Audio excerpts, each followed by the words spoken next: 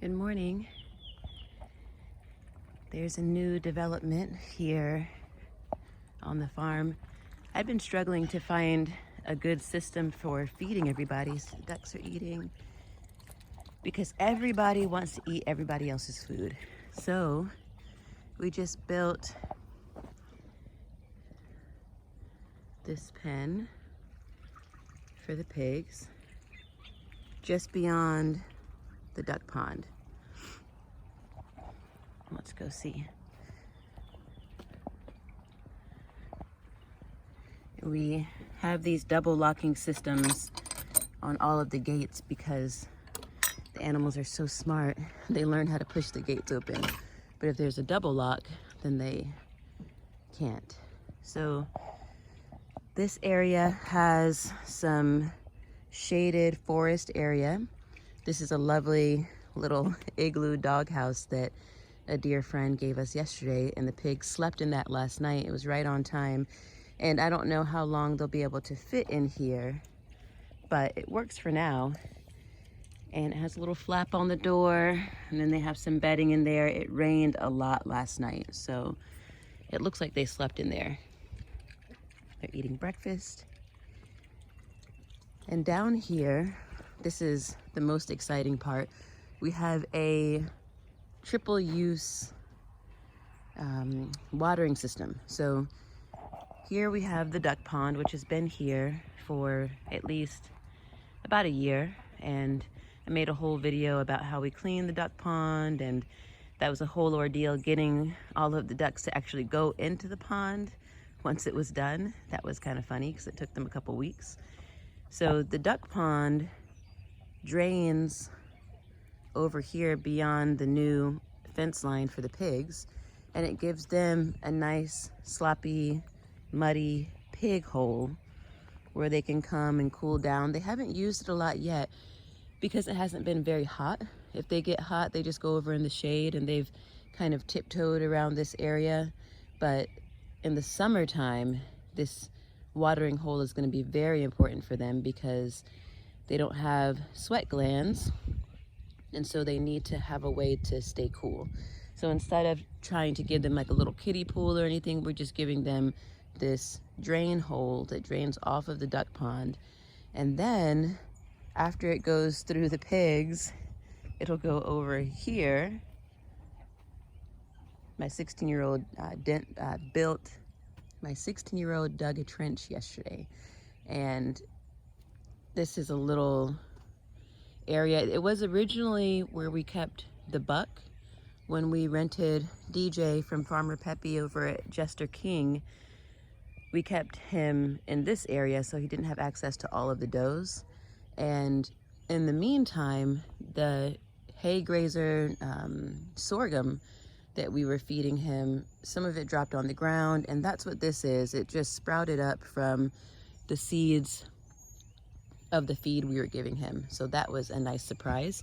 And then over here is some alfalfa that we got, a bunch of alfalfa cover crop in bulk from Strictly Medicinal Seed Company out in Oregon, who I love. And just threw the alfalfa, and that started to come up as well. And I threw a bunch of other seeds, but you can see he dug the trench going around. He said it was pear-shaped. So we have a pear-shaped, a soggy pear-shaped trench to get the water flowing from the pig hole through to this garden space. And we'll come out here today and plant some other stuff. I would like to get some tomatoes planted over here. My only concern with the tomatoes is that the pigs cannot eat the tomato leaves. They can eat the tomato fruit, but the leaves and stems of the tomato plant, since it's a nightshade, are actually toxic to animals. So I need to just make sure that the pigs can't crawl under that space, which I don't think they can, or else they already would have gone over there and eaten that stuff. So the idea that's kind of going around in my head right now is how to have more little paddocks within the space that we've already created back here that's already fenced off, where we can start throwing down some cover crop and then have like little gate systems and door systems that will keep the crops inaccessible to the animals. And we can kind of rotate them around as the crops grow. We also have a lot of other land that we can rotate them around to, because out here we're probably on about 6.5 acres of land, and probably about 3 of those acres are back here at the house in the forest behind the house. So there is potential to rotate them around to the front of the land, but I like to start back here because it's closer to the house and it's more accessible to us, where we don't have to like walk farther off. So I'd like to start the grazing back here first. So that's the plan. And what we'll need to do is put a door on this system right here, this little paddock, so that when things are grown up nicely and we've harvested tomato fruit and pull the tomato, like we may need to like cage in the tomatoes themselves, so that when we put the pigs over here to graze on alfalfa and sorghum, they don't have access to tomato plants. Or maybe I just won't put tomato plants over here. Maybe I'll only put things that they should have access to. So as you can see, I'm still trying to sort it out in my mind. But I watched this really cool video yesterday on edges and ends, like the edges and the ends of your beds, your gardening beds, and what plants you can use to control your edges and your ends. So I'm gonna try to put some of that to use in that area because I'm really excited about it. So I'll keep you all posted. See, this is what I mean. Everybody wants to eat everybody else's food. So the chickens have their own food. See, the ducks are upset. But yet the chickens are trying to come over here and eat out of the duck feeder. And if you've ever been out here to visit, especially if you've come to visit when it's feeding time in the morning, you know there's a whole system, because not everybody can have everybody's food. The chickens and the ducks are pretty fine, but should the ducks be eating the chicken food? Probably not. Should the, or what I meant to say was, should the ducks be eating the pig food, which they've been doing? Probably not. And the pigs are just finding their place on the farm, and so the birds have been kind of dominating the pigs, which is funny, but it's also not funny because the pigs need their food. So, and they don't eat a lot. We don't supplement them a lot, but they do get a little scoop of feed in the morning. So it's important for them to be able to eat it and stand in it, apparently. But also the goats should not have access to the chicken food. So in the mornings we come out and feed the chickens, and we have to let the chickens eat before the goats get up. Otherwise the goats will try to eat the chicken food. Oh, look at the ducks going into their pond. See, this is our watering system in action. And of course they're all gonna run away because now I'm here.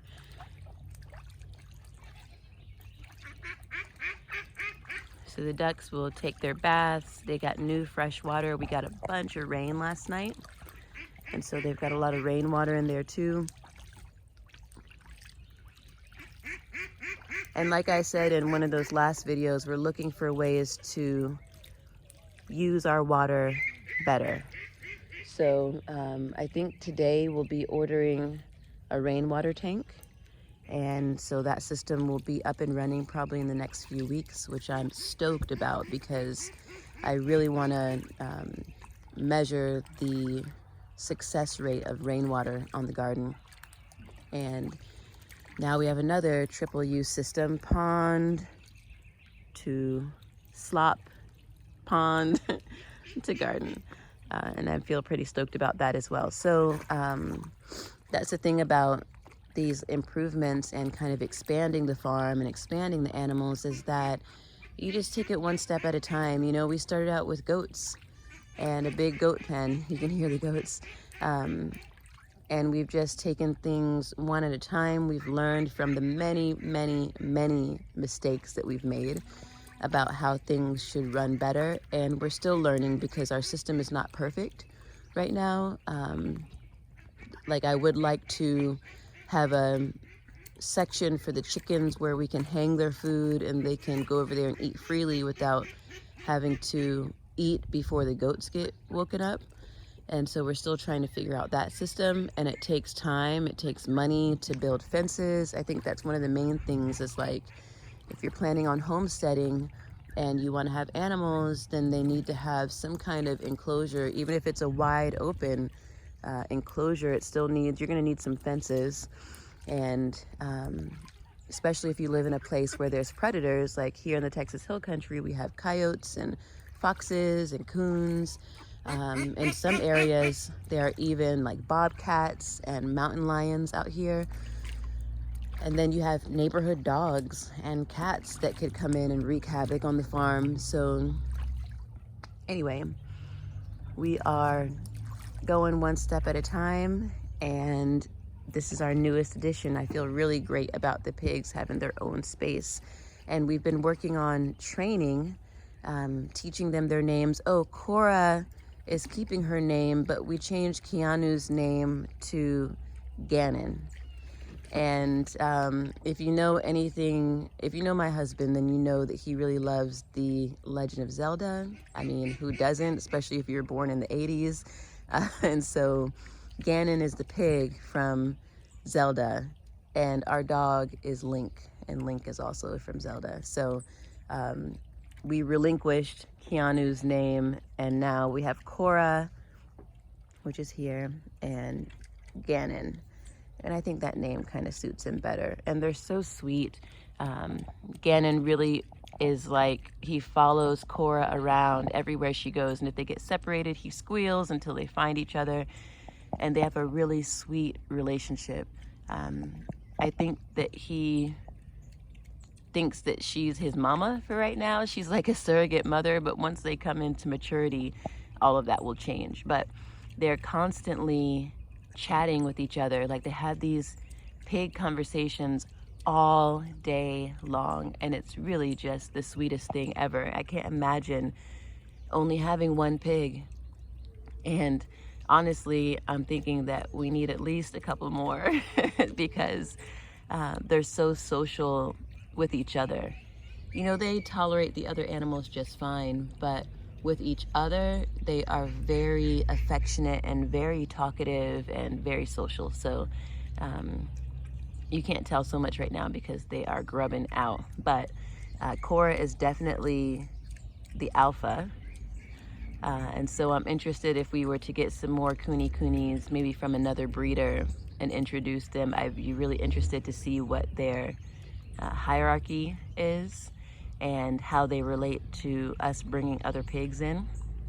I think it's kind of an ideal time because they're piglets, but we'll see. I mean, I don't know how many animals I can talk my husband into within the same month at least, you know, because I'm usually the one who's bringing home the chicks or ordering ducklings or researching breeders. And so right now we're just going to get everybody acclimated to their new spaces, and then maybe we'll bring in more pigs.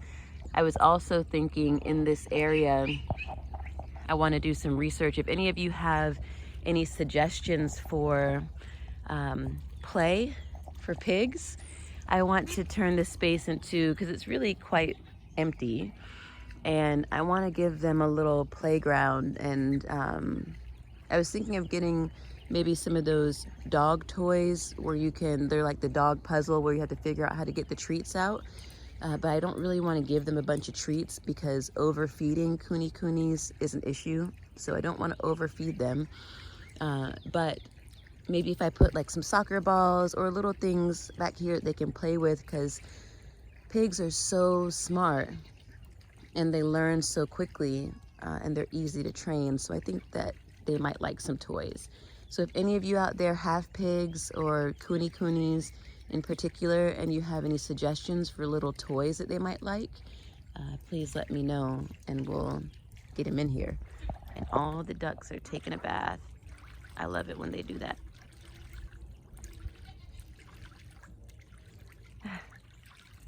So this is morning time on the farm, and we're also contemplating a name for the farm. And we've been thinking about this for a long time, and we haven't quite come up with a name that feels right. So if any of you have any suggestions on a name for our farm, like I was thinking of calling it the Singing Goat Farm or the Chanting Goat Farm, but those just don't really ring easily. They're not easy to say. So yeah, and it's not just a goat farm. I don't know what to call it. So if you have any suggestions, you know, we do focus a lot on magic and whimsy around here. So some kind of magical, whimsical farm name that doesn't include my kids leaving their shirt and socks outside in the rain. All right. What's today? Today is Tuesday. Happy Tuesday from the farm without a name. And I'll check y'all later. Say bye, Cora. Cora is not interested in what I have to say. All right, see y'all later. Namaste.